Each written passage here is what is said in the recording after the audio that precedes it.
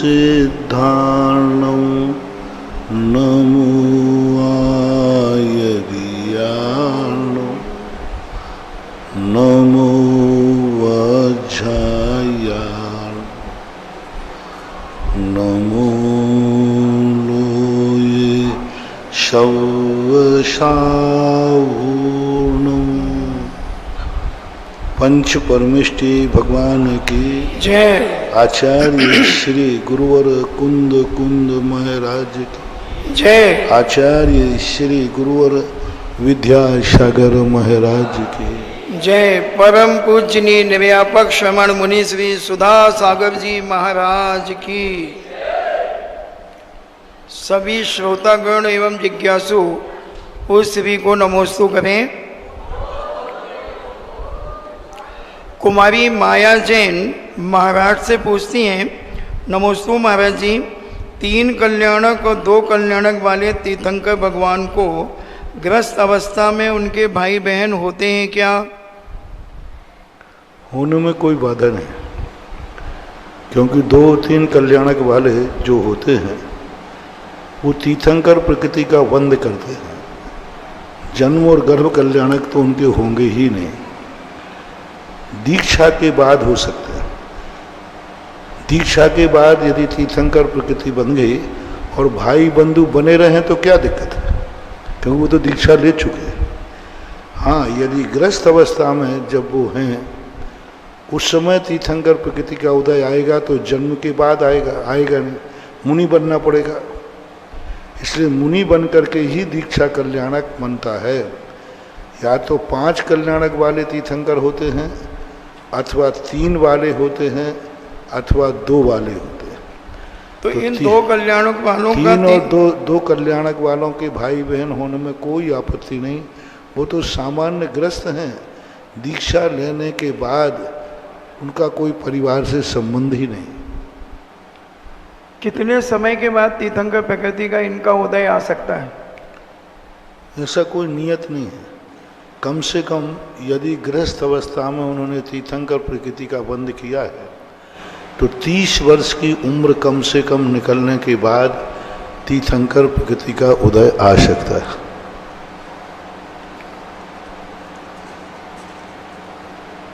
अभी पिता जैन थांदला से पूछती हैं, नमोस्तु महाराज जी, इस बार मिला हुआ मनुष्य भाव निकल जाने के बाद हमें दोबारा मनुष्य भाव कब मिलेगा? ऐसा भी कोई नियम है क्या? ऐसा कोई नियम व कारण नहीं दिया। पूज्यवर शिवकोटि महाराज ने भगवती आराधना में लिखा भावना के रूप में कि एक गाड़ी का ऊपर की जुआरी और उसके ध्रुव, उस गाड़ी के चाक, इन सबको अलग अलग दिशाओं में फेंक दो समुद्र में। जुआ फेंक दो पूरब समुद्र में, चाक फेंक दो पश्चिम समुद्र में, धुरी फेंक दो दक्षिण समुद्र में और गाड़ी फेंक दो उत्तर समुद्र में। ये अपने आप पानी की चपेट में मिल करके अपने आप गाड़ी बन जाए। जितने काल में गाड़ी बन जाए उतने काल में पुनः मनुष्य भाव मिलता है। ये हिसाब उन्होंने दिया है। अब ये कितनी वजह, यानी उन्होंने दुर्लभता इतनी बना दी, अपने आप वो जुआ वहाँ आ जाए, धुरी वहाँ आ जाए, चाक लग जाए और गाड़ी बन जाए अपने आप। ऐसी दुर्लभता का वर्णन उन्होंने किया है। ऐसा ऋतु जैन दिल्ली से पूछती हैं, हे गुरुवर, आपके चरणों में कोटि सा नमन। भगवान हमें अपना अभिशाप कैसे लगता है, और अगर लग गया है तो उसे सिद्धांत के अनुसार एक भाव के बाद भी, जैसे एक व्यक्ति निगोद गया, एक भाव निगोद में धारण किया और पुनः आके मनुष्य बन सकता है। जघन अंतरकाल मनुष्य पुनः बनने का एक अंतर मुहूर्त भी है। उत्कृष्ट काल जो है अड़ाई पुद्गल परावर्तन भी है। और तीसरा हमने भावनात्मक बता ही दिया। ऐसा ऋतु जैन दिल्ली से पूछती हैं, हे गुरुवर, आपके चरणों में कोटि सा नमन। भगवान हमें अपना अभिशाप कैसे लगता है, और अगर लग गया है तो उस अभिशाप अपना स्वयं का अभिशाप कैसे लगता है, और अगर लग गया है तो उसे मिटाने का कोई उपाय भी होता है क्या? हम बहुत बार प्रश्न बता चुके, जो अपनी जिंदगी को स्वयं कोसता रहता है वो स्वयं का अभिशाप कहलाता है। अपने आप में कभी भी संतुष्ट होते ही नहीं है। तो ये अभिशाप की भाषा तो आपको समझाने के लिए बोली जाती है।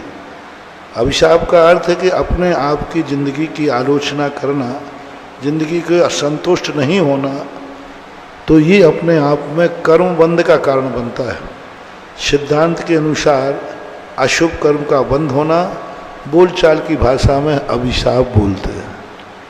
इंजीनियर CK जैन इंदौर से पूछते हैं, नमोस्तु महाराज जी, अनंत प्रभु का मन 12वें गुण स्थान में खत्म हो जाता है, तो गुरुवर 13वें और 14वें गुण स्थान में अनंत प्रभु क्या क्या क्रियाएं कर सकते हैं, होती हैं? 13वें गुण स्थान में अरहंत भगवान उपदेश भी देते हैं, विहार भी करते हैं, समूषण में बैठते हैं, और इनका काल 8 वर्ष अंतर मुहूर्त कम 1 पूर्व कोटि वर्ष होता है। 14वें गुण स्थान का काल तो बहुत छोटा लगता है।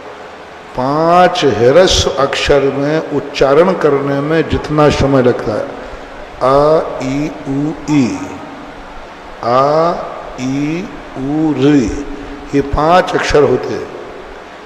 इन 5 अक्षरों में जितना उच्चारण करने का समय लगता है उतने में 14वां गुण स्थान पूरा हो जाता है।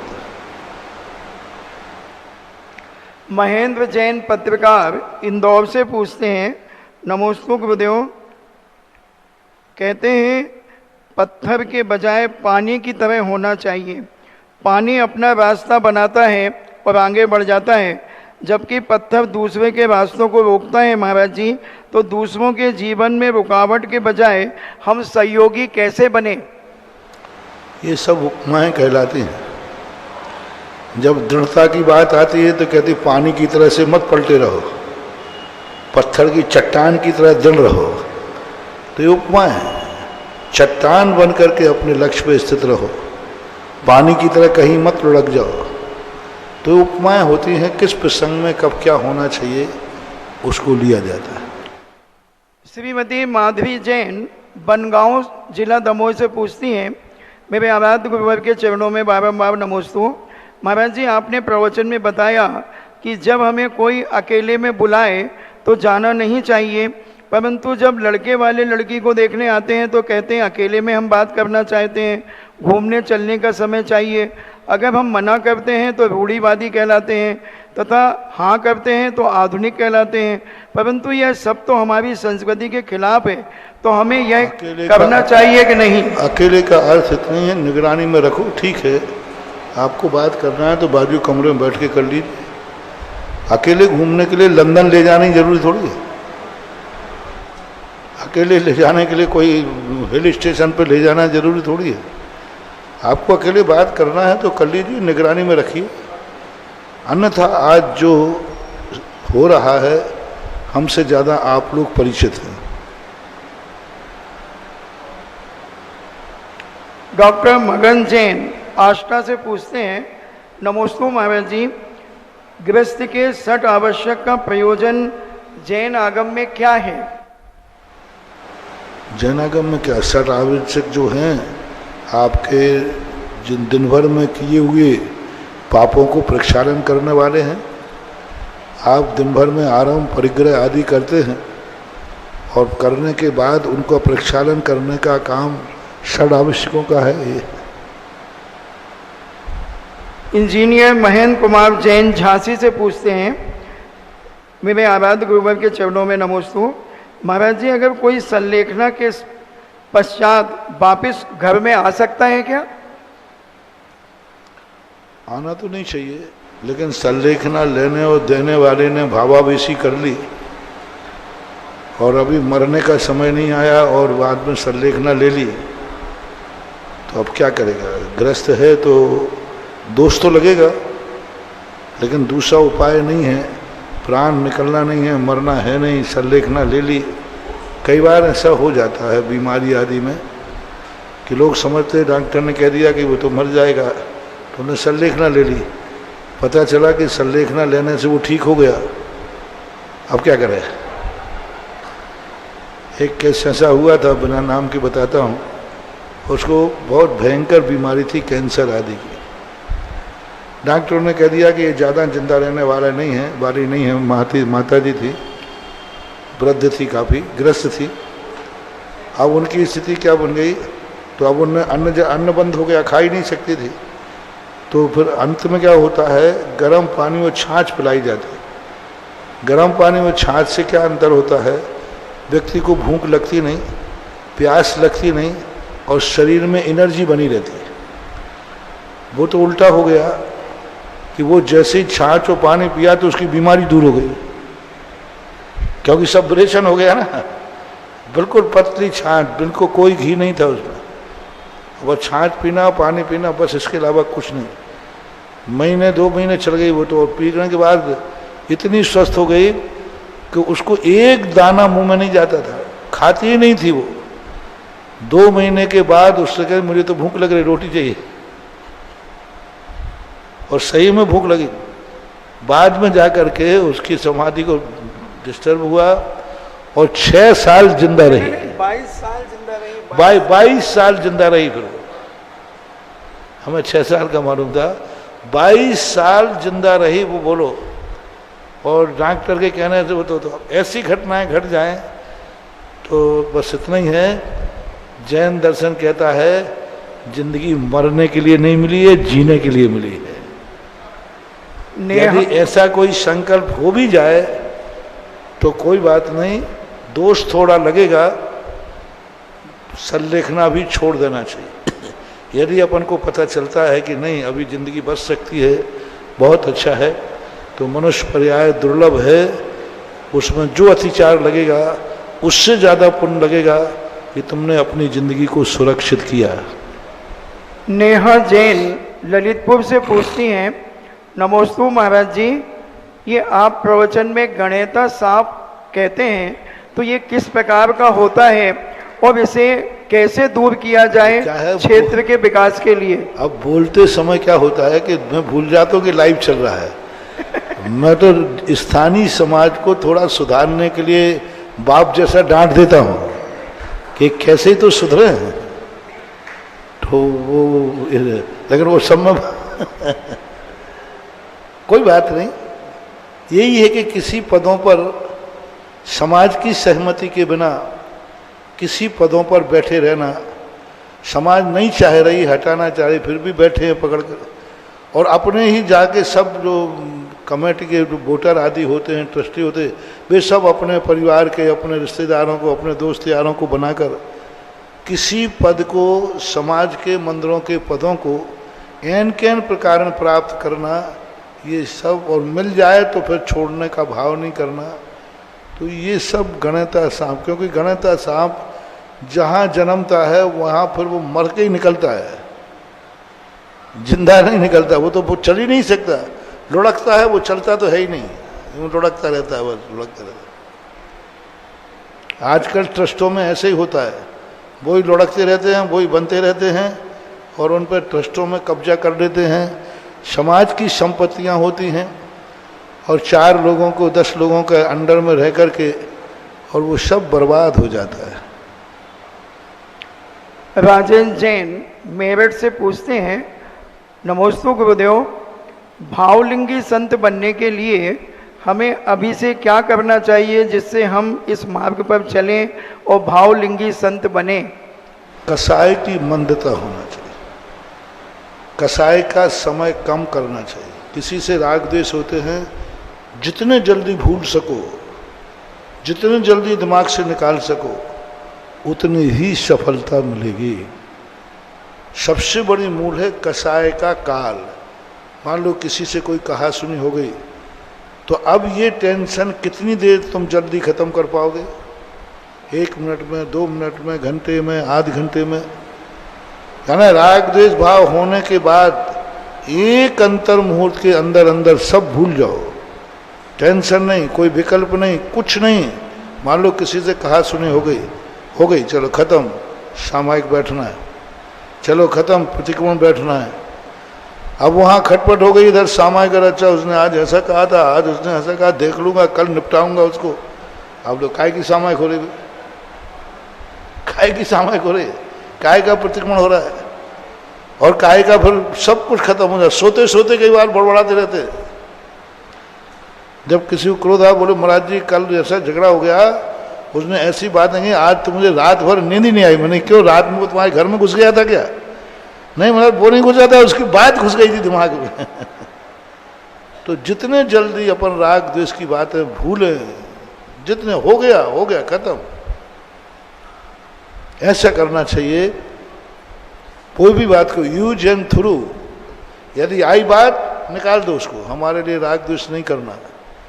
तो फिर ये अभ्यास यदि आपका बन गया तो जरूर आगे जाकर के त्यागी वृत्ति बनोगे, तो कसाय का काल कम होना चाहिए। ललिता जैन जयपुर से पूछती हैं, नमोस्तु महाराज जी, आपके द्वारा बताया गया था कि पंच परमेष्टि के जाप के द्वारा सभी ग्रहों को दूर करने का उपाय आपने बताया था, परंतु गुरुजी राहु केतु की महादशा से बचने के लिए आपने कौन से परमेष्टि का जाप बताया था, यह हम बताने की कृपा करें। बहुत सारे लोगों का सम्यक दर्शन दृढ़ हो जाएगा जो यहाँ वहाँ भटक रहे हैं।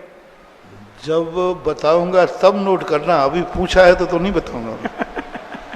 क्योंकि अभी बताऊंगा तो झाड़ा फूकी में आएगा, और प्रश्न के फिलो में बचाऊंगा तो वो जिनवाणी के प्रचार में आएगा।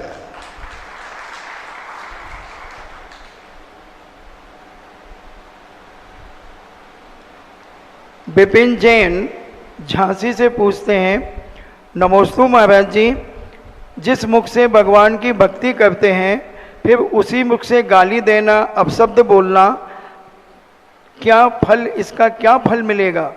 गूंगे बनोगे, गूंगे। पदमचंद काला भीलवाड़ा से पूछते हैं, नमोस्तु महाराज जी, महात्मा गांधी की माँ पुतलीबाई जिस दिन सूर्योदय नहीं होता था उस दिन भोजन नहीं करती थी, तो महाराज जी ये कौन सा तप कहलाता है? महात्मा गांधी की जो माँ थी पुतलीबाई, वह सूर्योदय अगर नहीं होता था तो भोजन नहीं करती थी। वैष्णव दर्शन में बहुत सारे लोगों के ऐसे नियम होते हैं, पुरानी माताओं के, बहुत सारे माताओं 6-6, 7-7 दिन तक बाद सूर्य के दर्शन नहीं होते थे। मैंने खुद देखा, एक स्कूल के मास्टर थे ब्राह्मण, उनकी मातेश्वरी थी, वो सूर्य के दर्शन के 3-3, 4-4 दिन तक सूर्य निकला ही नहीं, उन्होंने अन्न पानी ग्रहण नहीं किया। तो वैष्णव दर्शन में ऐसा आता है कि सूर्य का दर्शन के बिना वो लोग कुछ खाते पीते नहीं, सभी लोग नहीं, कुछ लोग जो होते हैं वो नियम लेते हैं। कौन सा तप कहलाता है? अब उनका तप है या प्रतिज्ञा है, जैसे जैनियों के भगवान के दर्शन के बिना नहीं खाते, इस प्रकार वो है। तप न कह करके एक श्रद्धा भक्ति का बात करें। लोकप्रिय जिनवाणी चैनल, आदिनाथ चैनल, सुधा कलश चैनल के लाखों श्रुति भक्तगणों एवं इस सभागार में उपस्थित सभी श्रद्धालुओं की ओर से जगत कल्याणी परम पूज्य गुरुदेव भगवान के पावन पुनीत चरणों में बारंबार नमोस्तु नमोस्तु नमोस्तु। परम पूज्य छुल्लक जी के पावन चरणों में इच्छामी इच्छामी इच्छामी। परम पूज्य गुरुदेव भगवान, महात्मा गांधी ने कहा था कि किसी भी राष्ट्र की पहचान इस बात से होती है कि उस राष्ट्र में पशुओं के साथ किस तरह का व्यवहार होता है। गुरुदेव, जैसा कि आपने अपनी मंगलदायी पावन मंगल देशना में प्रातकाल अवगत कराया था समाज को कि भारत सरकार के पशुधन मंत्रालय द्वारा पशु आयात और निर्यात विधेयक 2023 पारित किया जा रहा है। गुरुदेव, आपकी दिव्य देशना के बाद जिन जिन दर्शकों ने, जिन जिन भक्तों ने पूरे राष्ट्र में और दुनिया के अंदर आपके प्रवचनों को सुना, वो अपने आप को उनके मन में गंभीर कुठाराघात हुआ है। गुरुदेव, पूरे देश भर से मंत्रालय को जो आपने आह्वान किया था कि इस पर ईमेल्स भेजें, पूरे देश में इस बात की चेष्टा की जा रही है। ये आपकी ही मंगल देशना का असर है कि लोगों तक आपका ये करुणा, पशुओं के प्रति करुणा का संदेश पहुंचा है। इस विषय पर पहले जिज्ञासु के तौर पर मैं आमंत्रित करूंगा पूर्व केंद्रीय ग्रामीण विकास राज्य मंत्री भारत सरकार श्री प्रदीप जैन आदित्य को। उसके बाद तैयार रहेंगे श्री जितेंद्र जैन चौधरी, कोषाध्यक्ष झांसी जैन पंचायत समिति। पूज्य गुरुदेव के चरणों में नमोस्तु, छुल्लक जी के चरणों में इच्छामी। पूज्य गुरुदेव, आज आपके आह्वान के पश्चात लोगों ने अपनी उदासीनता और चुप्पी तोड़ी है और भारत सरकार के मत्स्य पशुपालन और डेयरी मंत्रालय को अपनी अपनी आपत्ति दर्ज कराई है। आज पूज्य गुरुदेव, ये कानून पहले 1898 में जब अंग्रेज हिंदुस्तान में आए थे, उस समय उन्हें अपने घोड़े और पशुओं को लाना था, उस समय पारित किया गया था, जिसको 2015 में संशोधित किया गया। लेकिन अब वर्तमान में सरकार की विदेशी मुद्रा कमाने की ऐसी नीयत है कि कोई भी कानून जब बनता है उसके लिए पब्लिक के बीच में, पब्लिक डोमेन में आपत्ति के लिए कम से कम 2 महीने का समय दिया जाता है। आज किसी भी समाचार पत्र में कहीं भी सूचना के माध्यम से आम आदमी को नहीं मालूम है कि देश के पशुधन का निर्यात का भी कोई मसौदा तैयार हो रहा है। हमारे यहाँ अंग्रेजों के जमाने में भी गौचरी की जमीन होती थी, जो गौवंश होते थे उनके लिए गौशाला वगैरह बनने के लिए गौचरी की जमीन हर ग्राम पंचायत में होती थी और वर्तमान में सरकार टोल लेती है। गुरुदेव, तो हमारे मन में एक जिज्ञासा है कि आज आपने आह्वान किया, कल इनकी अंतिम तिथि है, लेकिन आपका जो आह्वान है उस आह्वान से निश्चित सरकार आपत्ति की 2 महीने की तारीख करना पड़ेगी, ऐसा हमें लगता है। और दूसरा, हम लोग इस बात के लिए पूरी तरह से कृत संकल्पित हैं, क्योंकि पूर्व में भी आपके आशीर्वाद से 3 बार ये प्रयास हो चुका है। नागपुर का जब इंटरनेशनल एयरपोर्ट था तो वहां से लाखों पशु एयरपोर्ट के माध्यम से दूसरे देशों में जा रहे थे। लोग दिल्ली के अंदर मंत्रालय में पहुंच गए और फिर वो चोरी छुपे नासिक से वो पशु दूसरे देशों में गए। आज जो मीट लॉबी है, जो इतनी पावरफुल है, हजारों करोड़ रुपए अपने व्यापार में चूंकि वो कमाते हैं, वो खर्च करते हैं, उनके दबाव में ये काला विधेयक बनने जा रहा। पूज्य गुरुदेव, हमारा आपसे केवल ये जिज्ञासा है कि अगर कल की तिथि के बाद सरकार ने इस पर रोक नहीं लगाई तो पूरे देश की जैन समाज और जो पशु प्रेमी लोग हैं, जिनको संविधान में आर्टिकल 48 और 51 में जो संविधान के अनुच्छेद 48 और 51(1) है, उसके अंदर पशुओं को जीवित रहने का हक मिला है, वो सब जो प्रेमी लोग हैं जिन्होंने 1960 में पशु क्रूरता अधिनियम बनाया था। पूज्य गुरुदेव, तांगे के अंदर भी अगर घोड़े के गले में कोई नुकीला चीज छुपती है तो उस पर भी कानून है। तो अगर कल के आपत्ति आपके इस आह्वान के पश्चात, आपके मंगल देशना के बाद अगर सरकार नहीं चेती और ये मसौदा पर बिना आपत्ति के, क्योंकि कानून बनने के लिए पहले राज्यसभा में जाएगा, फिर लोकसभा में जाएगा, फिर राज्यसभा में जाएगा, लेकिन इतना बड़ा पाप भी ये नहीं होना चाहिए। तो अगर नहीं करेगी तो उसमें जैन समाज के लिए आपका क्या निर्देश है? और दूसरा, गौचरी की जमीन में पहली बात है, हमारे यहाँ वस्तु 2 प्रकार की, चेतन और अचेतन। ये अचेतन वस्तुएं नहीं है, ये चेतन है, जीव है, और जीव को जीने का अधिकार है। जीव जहाँ जन्मता है वहीं पर रह कर के जिंदगी जीने का अधिकार है। मनुष्य तो दूसरे देशों में कमाने के लिए जाता है, पशु को कमाने नहीं भेजा, तो मरने के लिए भेज रहे।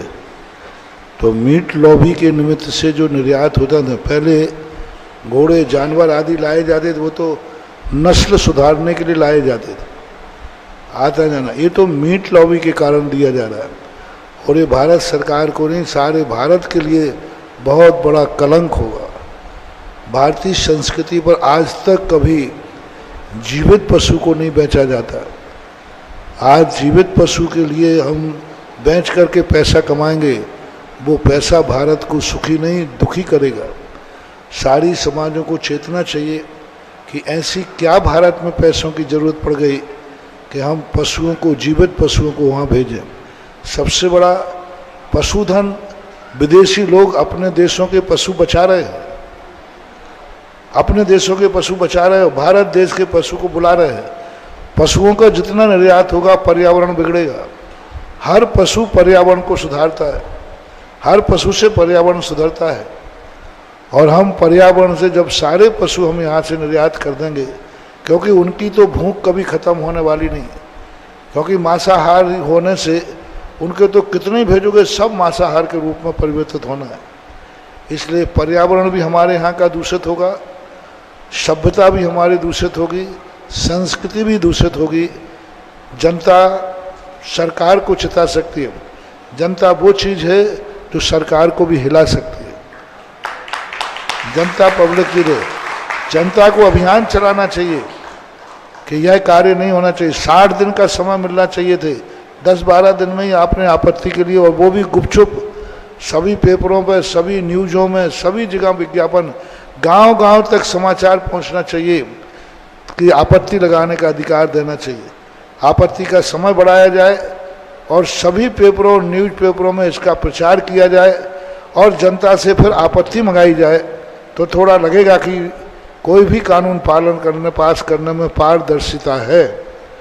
एक बड़ा, सबसे बड़ा हमारे यहाँ व्याघात हुआ था अंग्रेजों के समय कि मत्स्य और मुर्गी पालन को कृषि मंत्रालय के अंतर्गत रखा, कृषि के अंतर्गत रखा, ये तो कृषि है। तो एक धोखा उस समय हुआ और ये बहुत बड़ा धोखा होने जा रहा है। इसलिए सभी लोगों के लिए, सभी अहिंसक समाज, सभी गौभक्त समाज, भारत के जब सब जो जितनी समाज है, हिंदू समाज गौभक्त समाज है, क्योंकि सरकार के कानून में गाय भी पशु के रूप में ही है। तो सारे समाजों को, भारतीय हिंदू संस्कृति को चेतना है, जगाना है कि भारत से पशुओं का निर्यात नहीं होना चाहिए। जैन समाज को भी सामने आना है और इस पर इतना हंगामा खड़ा करो कि यदि कल उन्होंने कोई आपत्ति को निरस्त नहीं किया या नहीं माना, तो सारे भारत में आंदोलन होना चाहिए, सारे भारत में आंदोलन होना चाहिए। और चुनाव वगैरह आते हैं, उन पर चुनाव का बहिष्कार होना चाहिए और ये मांग होना चाहिए जो अपने चुनाव एजेंडे में पशुओं को निर्यात नहीं किया जाएगा, ये पॉइंट रखेगा, उसी को वोट देना है, अन्यथा वोट नहीं देना है। तो इस प्रकार का सख्ती के साथ कदम उठना चाहिए। और कल तक, अभी तक जिन लोगों ने नहीं भेजे हैं, अब मैं कह रहा हूं कि सबको आपत्ति दर्ज कराओ। 24 घंटे में लाखों, करोड़ों, अरबों आपत्तियां पहुंचना चाहिए। रात भर अभी पड़ी है, रात भर भेज दो, इतना आपत्तियां भेजो सब जगह से, सभी स्थानों पर। और इनके लिए, और यदि वो नहीं मानते हैं तो इस पर आंदोलन होना चाहिए। भारत के सारे साधु संत, जैन, हिंदू, सभी संतों को इस मामले में मिल करके एक आवाज़ उठाना चाहिए और एक आवाज़ उठाए करना चाहिए, भारत का पशुधन बंद होना चाहिए। चाहे वो जैन साधु हों, चाहे वो हिंदू साधु हों, चाहे जितने अहिंसक हैं, सबको एक मंच पे आकर के होना चाहिए। और दूसरी बात है, जो भारत में मांसाहारी कौम है उनको भी इसमें शामिल होना चाहिए, क्योंकि सारे पशु विदेश भेज दिए जाएंगे तो तुम्हारा मांस भी यहाँ इतना महंगा हो जाएगा, इतना महंगा कि फिर तुम विदेश जाकर खाना पड़ेगा। तो भारत की कोई भी वस्तु पर आयात होने से तो वस्तु का, देश की समृद्धि बढ़ती है, और निर्यात होने पर बहुत बड़ा दोष है।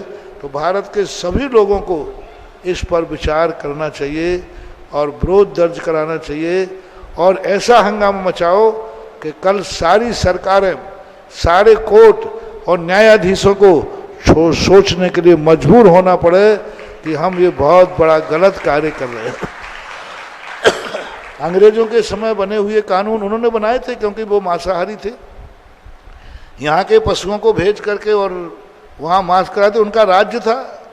आज हम आज़ाद हो गए, आज हम आज़ाद देश में रहते हैं और हमारे पशुओं की इतनी गुलामियत कि हम उन्हीं देशों के लिए जो हमारे दुश्मन हैं, जो हमारे देश का संहार करते हैं, उन्हीं के लिए हम पशुओं का निर्यात करके छोटी सी मुद्रा के लिए हम करेंगे, तो ये बहुत अच्छा नहीं होगा, बहुत गलत होगा। मेरा सबसे कहना है, सभी जागो और इस पर जितना जल्दी कदम उठा सको, महिला पुरुष बच्चे सब लोग, घर में 10 लोग हैं तो 10 लोग आपत्ति दर्ज कराओ। और जितनी संस्थाएं हैं, ये संस्थाएं कल तक सब जागरूक हो जाओ। गौशाला की संस्थाएं, RSS, बजरंग दल, जैन संस्थाएं जो बड़ी बड़ी हैं, सब संस्थाएं एक साथ होकर के इसके लिए बहुत सख्ती के साथ आंदोलन के लिए कटिबद्ध हो जाना चाहिए। गुरुदेव, इसमें एक इसमें जो ये मानते हैं, गाय का तो समय साथ 33 करोड़ देवता माने, गाय पशु तो सब निर्यात होंगे, भेड़ बकरी तो बहाना है, सब निर्यात किए जाएंगे। और यही नीति रही तो कहो धीरे धीरे मनुष्यों का निर्यात और चालू नहीं हो जाए। गुरुदेव, आपके मंगल आशीर्वाद से ललितपुर में इतनी बड़ी गौशाला है और कभी भी व्यापार के अंदर निर्यात के लिए वाणिज्य मंत्रालय बनता है। ये पहली बार हो रहा कि मत्स्य पशुपालन और डेयरी विभाग व्यापार से संबंधित कोई मसौदा बना रहा। तो इसमें हमारा आपसे यही गुरुदेव निवेदन है कि इसमें आप ऐसा आशीर्वाद दे दें कि पूरे लोग आंदोलन करें तो वो उसी तरह सफल हों जैसे शिखरजी वाला आंदोलन हुआ था, मोरपंखी वाला आंदोलन हुआ था, वैसे ही सफलता आपके मंगल आशीर्वाद से संभव है, जिसमें दिगंबर, श्वेतांबर, तेरापंथी, स्थानकवासी और सभी समाज हैं। क्योंकि ये देश का सबसे मूल स्वरूप बदलने वाला है। अंग्रेजों के समय में केवल घोड़े आते थे, कभी निर्यात नहीं हुआ। ये पहली बार हो रहा कि निर्यात को विकसित करने के लिए बहुत अच्छा, सभी लोग चेत जाएं, जाग जाएं और बड़ी संस्थाएं अपने अपने नगरों में नेतृत्व करके मीटिंग करें और बहुत जोर जोर से अपने इस कदम को उठाएं और स्पष्ट कहें, यदि इस कदम नहीं माना गया तो इसका जो हर्ष है, इसका जो नुकसान है, चुनाव के समय सरकारों को भोगना पड़ेगा। नमस्ते। और चुनाव के समय पर आकर के सरकारों पर ये स्थितियां जनता आंदोलन करेगी तो चुनाव पर भी प्रभाव पड़ेगा। इसलिए इस संबंध में भगवान करे सरकार को, कोर्ट के न्यायाधीशों को सद्बुद्धि आए और अच्छा विचार आए। नमस्ते गुरुदेव। गुरुदेव, एक राजीव खजूरिया ललितपुर ने इसी संदर्भ में एक ऑनलाइन प्रश्न पूछा था कि आज से लगभग 2600 वर्ष पूर्व भगवान महावीर ने अहिंसा का सिद्धांत प्रतिपादित किया। महात्मा गांधी ने अहिंसा के सिद्धांत की भूमिका को समझा और सूक्ष्म रूप में उन्होंने अहिंसा के आंदोलन से देश को आज़ादी दिलाई। गुरुदेव, संयुक्त राष्ट्र ने भी गांधी की अहिंसा को विश्व समुदाय के समक्ष अहिंसा दिवस 2 अक्टूबर के रूप में घोषित किया। जिस देश की छवि अहिंसा के प्रवर्तक के तौर पर मानी जाती हो, उस राष्ट्र में इस तरह की नीतियां या इस तरह के अध्यादेश लागू करना कहां तक प्रासंगिक है? हमने बोल दिया अभी कि अहिंसा देश है और अहिंसक की भावनाओं पर ध्यान रखना चाहिए। अहिंसा का अर्थ है नहीं कि मनुष्य सुखी रहे, अहिंसा का अर्थ है मनुष्य से पशु भी सुखी रहे। हमारे यहाँ पशुओं को पाला जाता है, काटा नहीं जाता है। इसलिए ये बातों पर सब विचार अभी मैंने बोल ही दिया सबके लिए। श्री जितेंद्र जैन चौधरी के बाद तैयार रहेंगे श्री ऋषभ कुमार जैन, मलेरिया विभाग, झांसी। परम पूज गुरुदेव के चरणों में नमोस्तु नमोस्तु नमोस्तु। छुल्लक जी के चरणों में क्षामी क्षामी।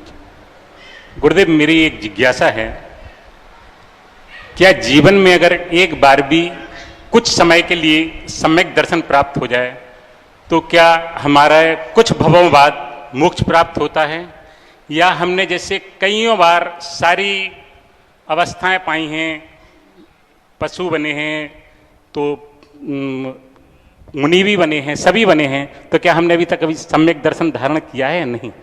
सम्यक दर्शन एक बार प्राप्त हो जाने के बाद भले एक अंतर्मुहूर्त को प्राप्त हो, उसका अनंत संसार सुख कर चुल्लू भर रह जाता है।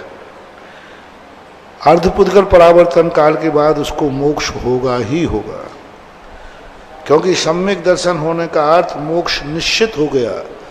समय कितना लगेगा? तो अधिकतम अर्धपुद्गल परावर्तन काल होता है, यानी असंख्यात 24 का जो समय है, उतने समय के अंदर अंदर वो मोक्ष नियम से जाएगा। अतीत में सम्यक दर्शन प्राप्त किया या नहीं किया, ये अपने ज्ञान का विषय नहीं बनेगा, पर यह पक्का है कि सम्यक दर्शन होने के बाद मोक्ष निश्चित हो जाता है। नमस्ते गुरुदेव। ऋषभ कुमार जैन के बाद तैयार रहेंगे इंजीनियर प्रतीक मानिक चंद जैन झांसी। परम पूज्य मुनि श्री सुधासागर जी महाराज के चरणों में नमोस्तु। क्षुल्लक श्री गंभीर सागर जी महाराज के चरणों में क्षामी। महाराज जी, मेरी एक छोटी सी जिज्ञासा है। अभी हम लोग मार्च के महीने में राजस्थान गए थे, तो वहाँ जहाँ जहाँ भी आपका चातुर्मास हुआ, वहाँ पर हमने शांतिधार अभिषेक भी किया। तो ये मन कैसे होता है कि शांतिधार अभिषेक करने का? रात में जब व्यवस्थाएं अच्छी मिल जाती हैं तो वहाँ स्वयं लगता है कि बढ़िया शांति से अभिषेक करो, शांतिधारा करो, हर चीज़ की इच्छा होती है धार्मिक कार्यक्रम की। तो इस बार अभी वहाँ गए थे महाराज जी के, आचार्य श्री जी के पास, तो उन्होंने भी आशीर्वाद दिया था। मुझे ऐसा लग रहा है कि चातुर्मास आपका झांसी में ही 101% होगा। तो हमारी जिज्ञासा सिर्फ ये है कि जैसे हम वहाँ से आए 3-4 महीने तक बड़े प्रफुल्लित रहे, बहुत अच्छा लगा कि हमने जीवन में कुछ किया, सिर्फ शांति धारा की वजह से ही एक बहुत अनुभूति हुई, सुख की अनुभूति हुई। तो हम चाहते हमारे यहाँ भी बाहर के लोग आएँ, और वो जब यहाँ से जाएँ तो वो ये कहते जाएँ कि बुंदेलखंड में यदि करगवा जी पासनाथ सांवलिया का जो मंदिर है, तो यहाँ भी बहुत अच्छा लगता है और हम यहाँ से बहुत प्रसन्न होकर जाएँ। तो क्या ये आपके चातुर्मास से संभव हो जाएगा? ये सब बातें ऐसी हैं जिन बातों के लिए हमें भी किसी से पूछना पड़ेगा, तभी इसका समाधान मिल सकता है। क्योंकि हमारे ऊपर भी कोई है और उनसे पूछे बिना हम इस प्रश्न का जवाब नहीं दे सकते। उनके प्रश्न के बाद, उत्तर के बाद ही हम कुछ बोल पाते हैं। नमोस्तु गुरुदेव। इंजीनियर प्रतीक जैन के बाद तैयार रहेंगे श्री राजेश जैन जीएसटी कमिश्नर। नमोस्तु गुरुदेव। क्षामी महाराज जी। महाराज जी, मेरा प्रश्न ये है कि हम लोग दिन भर भगवान का स्मरण करते हैं, पूजन पाठ करते हैं, मंत्र जाप भी करते हैं भगवान, तो महाराज जी हमारे आभा मंडल पे इसका क्या प्रभाव पड़ता है और क्या परिवर्तन आता है हमारे आभा मंडल में? कोई धर्म करने से, धर्म की क्रिया करने से आभा मंडल नहीं सुधरता। धर्म की क्रिया किस भाव से कर रहे हैं, किस अभिप्राय से कर रहे हैं, उसके अनुसार हमारा आभा मंडल होता है। रावण जितना जितना धर्म करता गया, उसका आभा मंडल काला होता गया, क्योंकि वो धर्म पाप के लिए कर रहा था और वो हिंसा के लिए कर रहा था, गलत कार्यों के लिए कर रहा था। तो ये तो आपके अभिप्राय के ऊपर है। यदि आपका अभिप्राय सच्चा है, चोखा है, तो बराबर आभा मंडल विशुद्ध होता है, अन्यथा विपरीत भी होता है। नमस्ते। इंजीनियर राजेश जैन के बाद तैयार रहेंगे प्रसन्न कुमार सिंघई मेहरौनी। मेरे पूज्य गुरुवर के चरणों में बारंबार नमोस्तु नमोस्तु नमोस्तु। क्षुल्लक महाराज के चरणों में क्षामी। महाराज, मेरी जिज्ञासा 6 ढाला से है।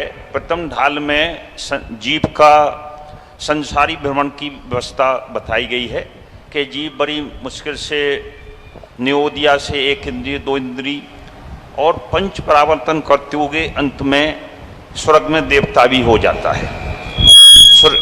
स्वर्ग पर्याय वहाँ पर जब उसकी आयु का अंतिम समय आता है तो संताप परिणामों से वो वनस्पति काय में जन्म लेने की चर्चा की गई है। मेरी जिज्ञासा ये है कि 6 धारा काल में क्या वो ऐसा देव का जीव वनस्पति काय के अलावा अन्य स्थावर में पैदा हो सकता है अथवा नहीं?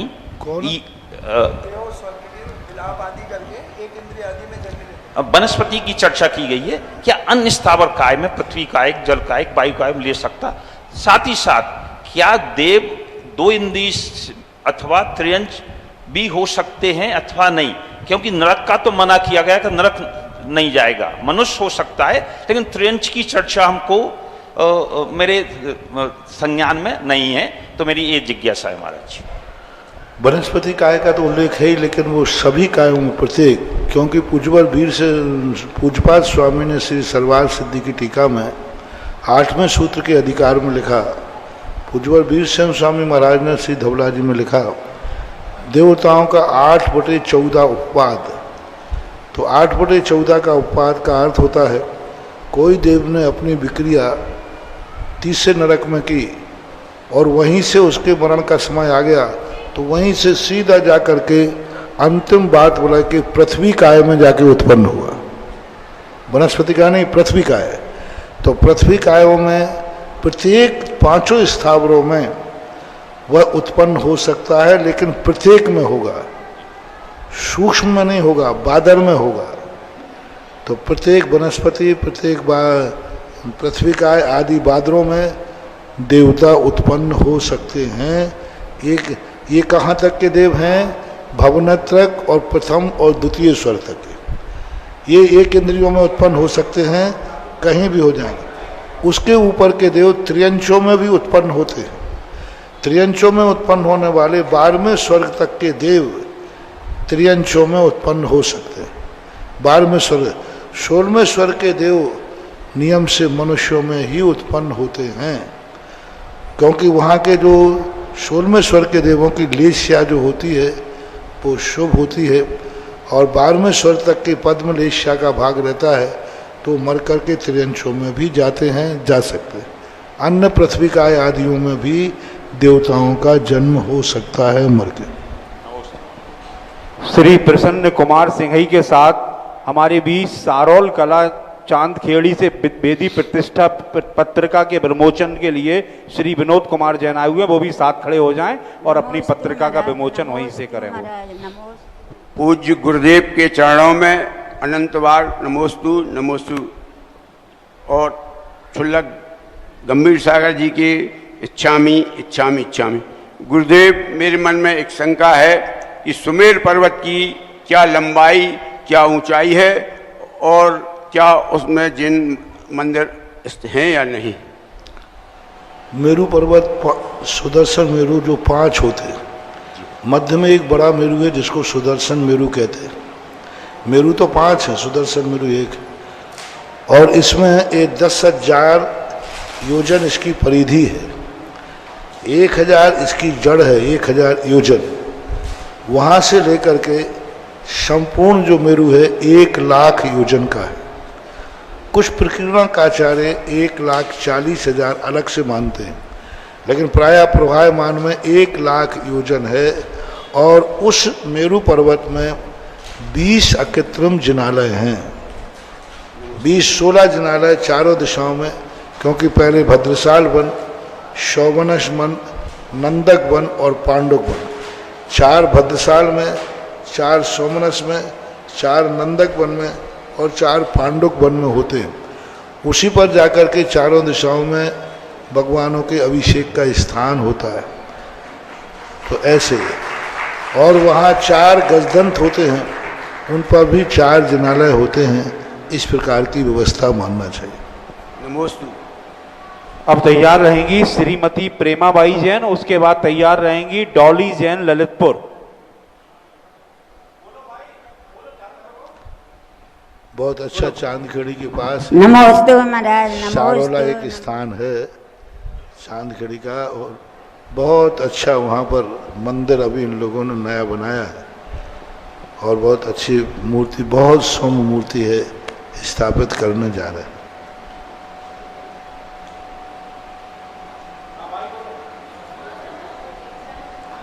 नमोस्तु महाराज, नमोस्तु नमोस्तु महाराज। एक विनय है आपसे, यही विनय है कि झांसी में ही आपका चतुर्मास होना जरूरी है।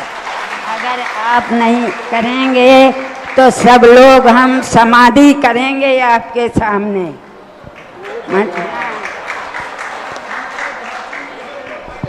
झांसी में हमारा अगर आपने नहीं करो, अपने पंचम काल के तुम अर्जुन हो, भगवान तुम ही हो, अब तुम ही सब कुछ हो, तुम ही संभाल सकते हो।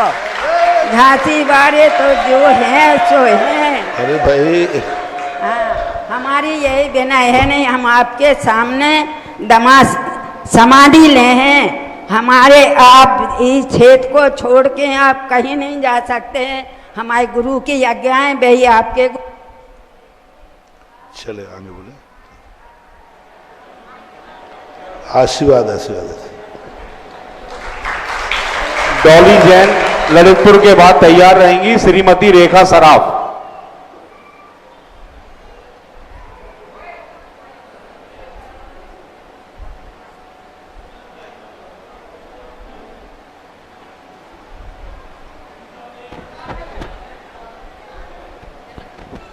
चलिए शीघ्रता कीजिए, आपको एक बहुत ही शुभ सूचना देनी है। परम पूज्य गुरुदेव भगवान डोंगरगढ़ में विराजमान हैं। झांसी दिगंबर जैन पंचायत समिति का एक प्रतिनिधि मंडल शिरोमणि जैन राजीव अहिंसा, दिनेश जैन बक्सा, कुलदीप जैन, अशोक जैन उनके दर्शन के लिए और परम पूज्य गुरुदेव के झांसी चातुर्मास की अनुमति के लिए गए हैं। आप लोग एक मंगल भावना भाई है कि कल तक हमें गुरुदेव की आज्ञा प्राप्त हो कि वर्ष 2023 का मंगल चातुर्मास इसी करगवा प्रांगण में स्थापित हो। चलिए। मुनि श्री के चरणों में कोट सा नमोस्तु नमोस्तु नमोस्तु। शुल्लक जी के चरणों में इच्छामि इच्छामि इच्छामि। हे मुनि श्री, हमारे जीवन में कर्मों की निर्जरा कैसे हो, कृपया समाधान कीजिए।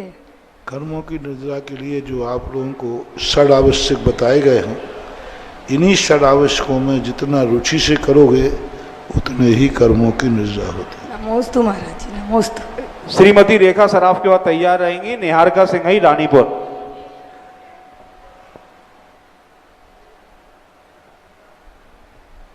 के चरणों में नमोस्तु नमोस्तु तीन बार नमोस्तु नमोस्तु। छुल्लक जी के इच्छामि इच्छामि इच्छामि। मेरा सवाल है कि मुझे रात में सपने में भगवान दिखते हैं और साथ में गंदगी भी दिखती है, इसके लिए आप समाधान करें। अच्छी बात। निहारिका सिंघई के बाद तैयार रहेंगे अक्षय जैन थांदला।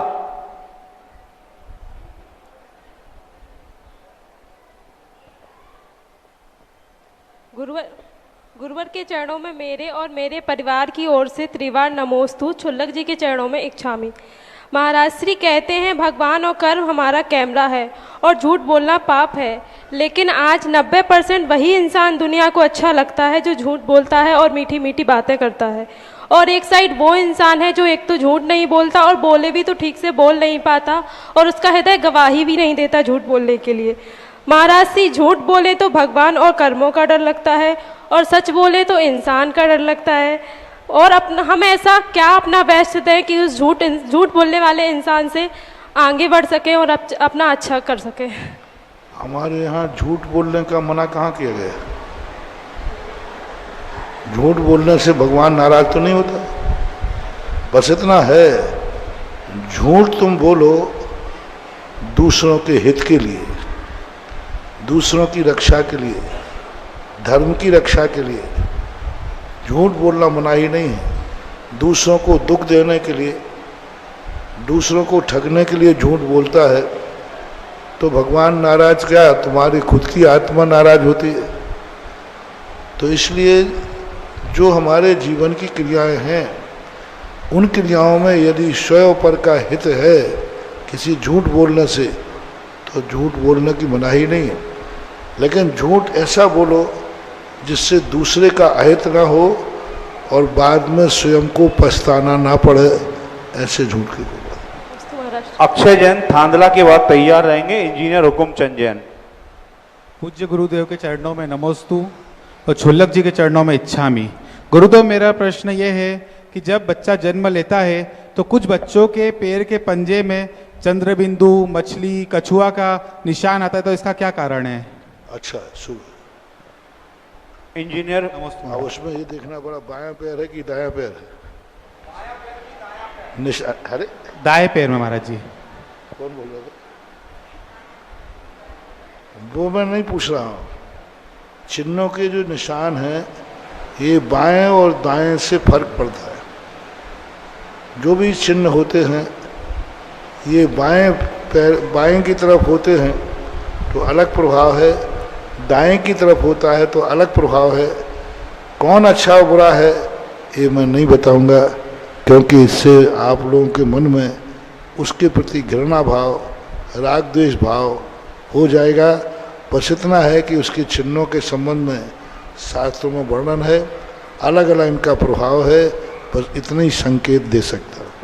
नमोस्तु गुरुदेव। इंजीनियर हुकुमचंद जैन के बाद तैयार रहेंगी अर्चना जैन झांसी।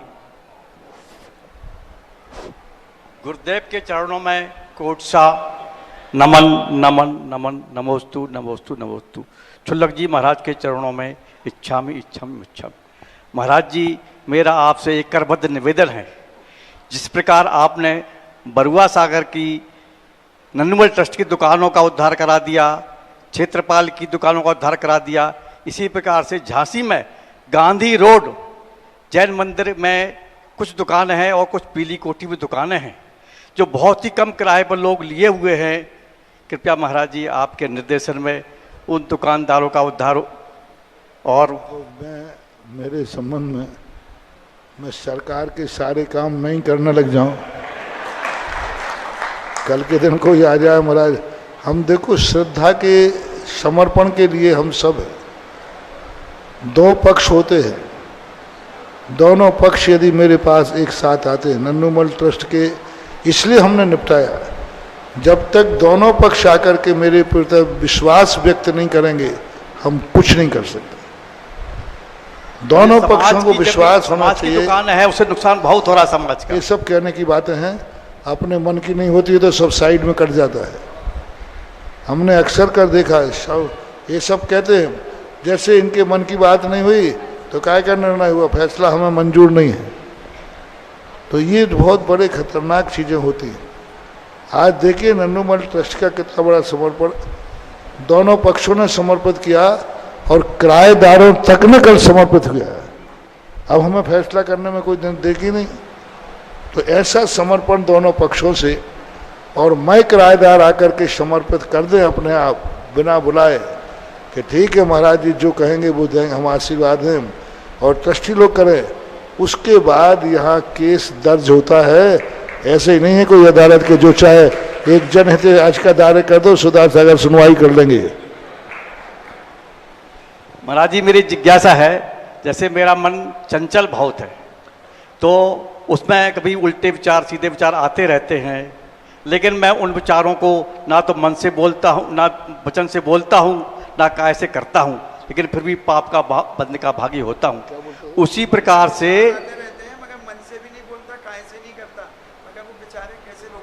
उसी प्रकार मेरे अच्छे भाव भी आते हैं। उन भावों को मैं वचन से तो बोल देता हूँ कि यदि मैं नहीं कर पा रहा तो दूसरा व्यक्ति कोई कर ले, लेकिन मैं उस काय से कर पाने में थोड़ा मजबूर होता हूँ। तो क्या मेरे जो पाप बंद होता है और जो पुण्य बंद होता है उसमें कुछ अंतर पड़ता है या कुछ?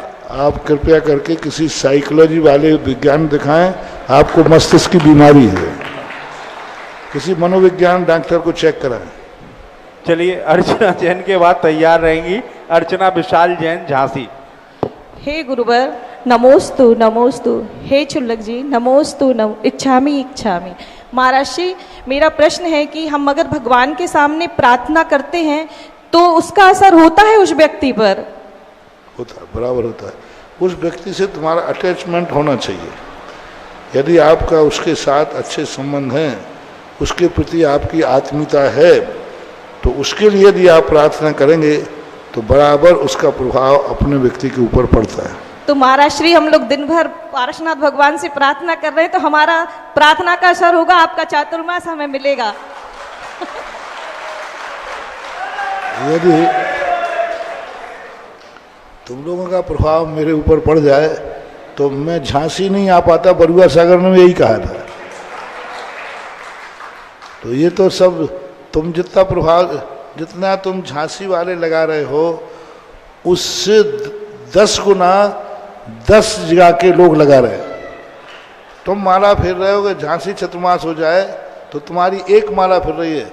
10 मालाएं फिर रही हैं कि महाराज झांसी से कब उठे। हाँ, लोग फिर झांसी के लोग नहीं, बाहर वाले लोग। आचार्य की बात है, आचार्य की बात चर्चा हुई, बोले क्या करूं, जितने लोग आ रहे हैं कि यहाँ छत मार देना, तो मैं सोच ही नहीं पा रहा हूं। तो मालाएं तुम ही नहीं फिर रहे हो, दूसरे लोग भी मालाएं फिर रहे हैं। तुम यहाँ के लिए फिर रहे हो, वे अपने अपने यहाँ के लिए फिर रहे हैं। अब जिनकी मालाओं में दम होगी उतना हो जाएगा।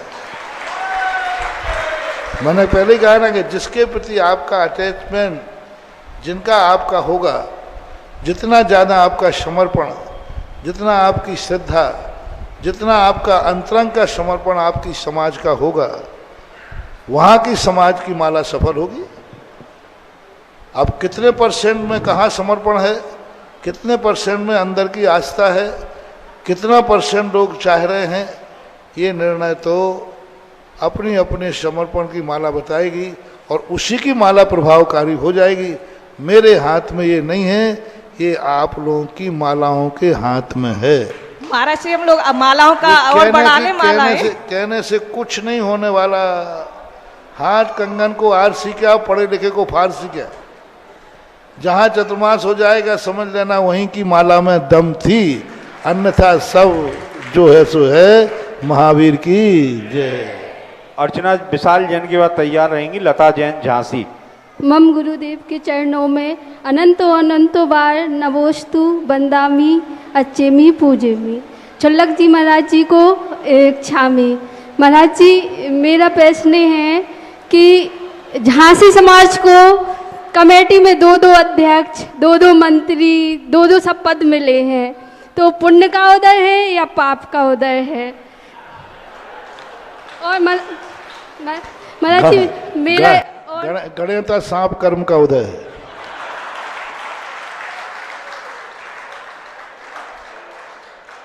महाराज जी, और ऐसा कौन से पाप का उदय है कि कमेटी अपने परस्पर व्यवसायिक अपनी पूर्ति के लिए ना समाज का हित देख रही है, ना गुरु की बात मान रही है, ना क्षेत्र की। ये इनका दुर्भाग्य है। हर व्यक्ति भी समर्पण के बाद अपना स्वार्थ लिए घूमता है। तो सबसे बड़ी मैं बता दे रहा हूँ, समर्पण के बाद हर व्यक्ति ये चाह रहा है। आपकी कमी बता दूं आप लोगों की, आप लोगों के समर्पण के बाद आप लोग एक माला फेरते हैं कि महाराज जी की बुद्धि पलट जाए, हमारे पक्ष में निर्णय दे देवे। ये सबसे ज़्यादा खतरनाक समर्पण है। इतना खतरनाक समर्पण है, ये समर्पण में व्यक्ति बहुत बड़ा नुकसान उठा लेता है। समर्पण तो कर रहा है लेकिन अपनी अपनी बातों को चाह रहा है कि मेरे पक्ष में निर्णय हो जाए, मेरे पक्ष में न जाए। पारसनाथ को भी नरियल चढ़ रहा है, महाराज भगवान महाराज जी बुद्धि ठिकाने रखना, वो मेरे पक्ष में दे देंगे। ये अदालतों में किया जाता है, गुरु के पास नहीं। अदालतों में किया जाता है मेरे पक्ष। गुरु के पास तो ये हो कि चाहे मेरे पक्ष में हो चाहे मेरे विपक्ष में हो, मेरा तो एक ही निर्णय है, गुरु मुख का निर्णय ही शिरोधार्य है। चलिए, लता जैन के बाद तैयार रहेंगी। व्यक्ति के मन में एक दुर्गंध भरी हुई है। हर व्यक्ति महाराज से इसलिए निपटाना चाहता है कि जिससे हमारे पक्ष में कोई निर्णय हो जाए। आप तो ये मानकर मेरे पक्ष में आइए, मेरे पास आइए कि मेरे पक्ष में बिल्कुल भी निर्णय नहीं होगा तो भी मैं गुरु के मुख से निर्णय चाहता हूँ। जब श्री कृष्ण ने कहा कि मुझे ले जा करके धर्मराज क्या करोगे, मैं क्या करूँगा, मैं तो कुछ करने वाला नहीं हूँ। तो बोले मधुसूदन, मेरी एक ही तमन्ना है, मैं हारूं तो आपके सामने हारूं, मरूं तो आपके सामने मरूं। आप मुझे देख रहे हैं और मैं मर रहा हूं। ऐसा है कि मैं यदि पराजित भी हूं, मेरे पक्ष में निर्णय ना भी जावे तो वो निर्णय मैं गुरु के मुख से सुनना चाहता हूं। ऐसा भाव लेकर के समर्पण करना चाहिए। इसलिए झांसी, अब वो झांसी गले की फांसी। महाराज जी, समाज वाले जो समाज है और उसको क्या करना चाहिए? मूक दर्शी बन के बैठे रहना चाहिए? समाज तो सबसे बड़ी गड़बड़ है। समाज चाहे तो इन तीनों लोगों को, ब्रह्मा विष्णु महेश जिनको है, ये तीन सुधर जाए, पूरी झांसी सुधर जाएगी। और ये तीनों ही लोग सब संस्थाओं को अपना अधिकार जमा के बैठे हैं। और ये लोग बिल्कुल निर्विकल्प हो जाएं और जनता को सौंप देवें, सब काम निपट जाएगा, सब हो जाएगा। क्योंकि इनके मनों में आपसी में कसाए हैं। हर व्यक्ति एक दूसरे को नीचा दिखाने की सोचता है। ऐसी स्थिति में साधु कुछ नहीं कर सकता, यही कह सकता है भगवान उनको सद्बुद्धि दे। महाराज जी इसके बाद तैयार रहेंगी रागनी जैन दिगोड़ा। ज्यादा मत बोल भाई, तुझे झांसी में रहना है।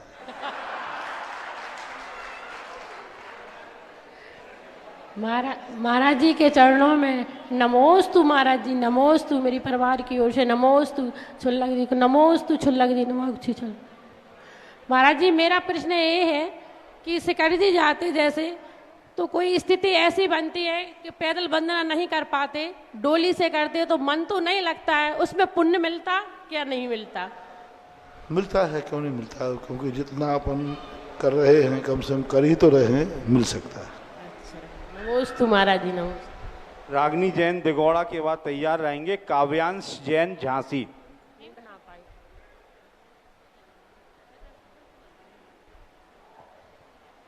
काव्यांश जैन, उसको माइक दे दीजिए पीछे बच्चे को, पीछे पीछे पीछे।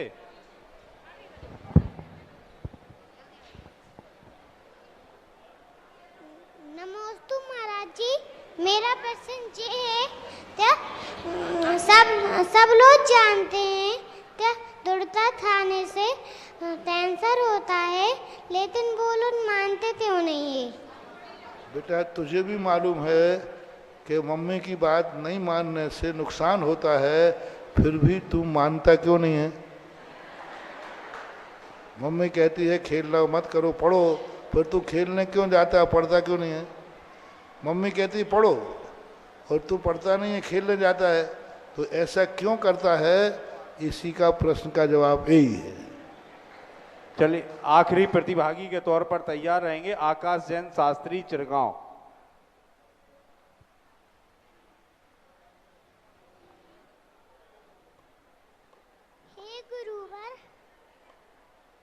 ओम, मेरे पूज्य गुरुवर के चरणों में बारंबार नमोस्तु नमोस्तु नमोस्तु। क्षुल्लक जी के चरणों में इच्छामि।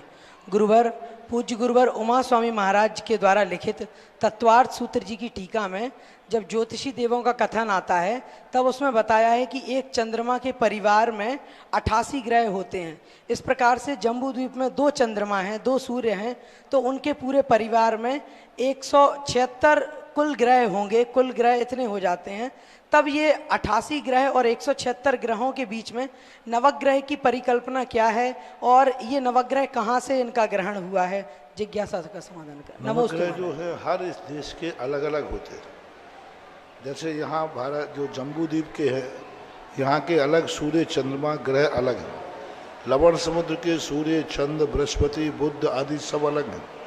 हर जो जितने भी देश हैं, मतलब जम्बू द्वीप हैं, लवण समुद्र है, धातकी खंड है, पुष्करवर द्वीप है, इन सब के पूरा एक परिवार है।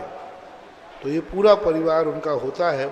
9 ग्रह जो आते हैं ये भी चंद्रमा और सूर्य, क्योंकि हमारे यहाँ चंद्रमा इंद्र है, सूर्य प्रतीन्द्र है, तो इनके स्थितियों में इनका जो ग्रुप होता है उतना इनको संचालित करते हैं। इनके साथ उनकी मीटिंग होती है, उनके साथ बैठते हैं, परामर्श होता है, डिस्कशन होता है, तो ये इनका एक राज्य जैसी व्यवस्था मानी जाती है। तो ग्रह भी सूर्य और चंद्रमा के अंतर्गत ही आते हैं। नमोस्तु महाराज जी नमोस्तु। एक विशेष सूचना है, हमारे पास एक फॉर्मेट है जो भारत सरकार के संयुक्त सचिव को दिया जाना है। सभी लोग इस पर हस्ताक्षर कर दें ताकि एक जॉइंट जो ईमेल कल उनको भेजा जाएगा, सभी लोग इस पे अपने हस्ताक्षर और नाम और टेलीफोन नंबर अवश्य लिख दें। थोड़ी देर बाद ये कागज सामने आ जाएगा। आज के परम पूज्य गुरुदेव भगवान के सबको पेन दे दो, वो देते जाए, करते जाने। सबको एक तरफ से दे दो, पीछे करते जाएंगे, बैठे बैठे करते जाएंगे।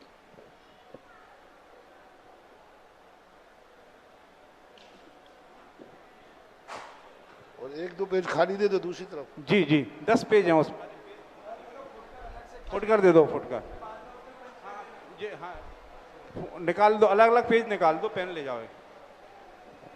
आज कौन सौभाग्यशाली परिवार होगा जो परम पूज्य गुरुदेव भगवान की मंगल आरती का महासौभाग्य प्राप्त करेगा।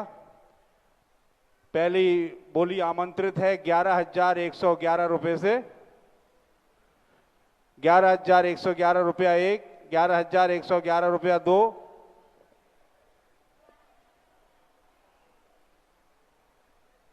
शीघ्रता करें।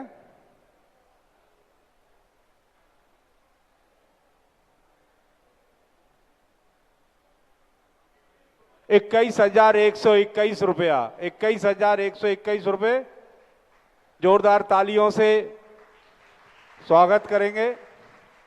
21,121 रुपया एक, 21,121 रुपया दो, 21,121 रुपया तीन। ये सौभाग्य दिगंबर जैन पंचायत समिति के पूर्व अध्यक्ष एवं जैन मिलन के क्षेत्रीय अध्यक्ष श्री रविंद्र कुमार जैन रेलवे को प्राप्त हुआ है। बहुत बहुत कर श्रीमती अंजू जैन, श्री रविंद्र जैन रेलवे का बहुत बहुत स्वागत। दूसरी बोली आमंत्रित है 11,111 रुपया, 11,111 रुपया एक, 11,111 रुपया दो और 11,111 रुपया तीन। ये सौभाग्य श्री अशोक कुमार जैन रतन सेल्स पूर्व मुख्य सलाहकार पंचायत समिति झांसी को प्राप्त हुआ है।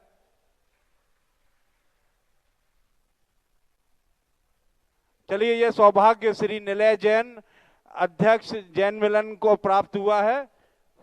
तीसरा चलिए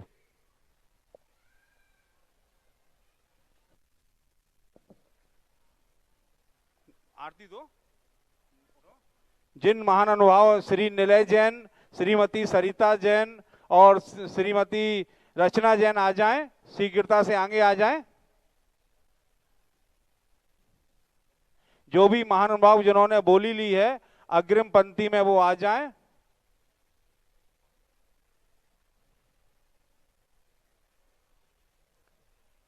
द्वितीय आरती का सौभाग्य श्री चंपालाल जैन, निलय जैन, प्रबुद्ध जैन, श्रीमती सरता जैन, श्री रचना जैन को ये प्राप्त हुआ है।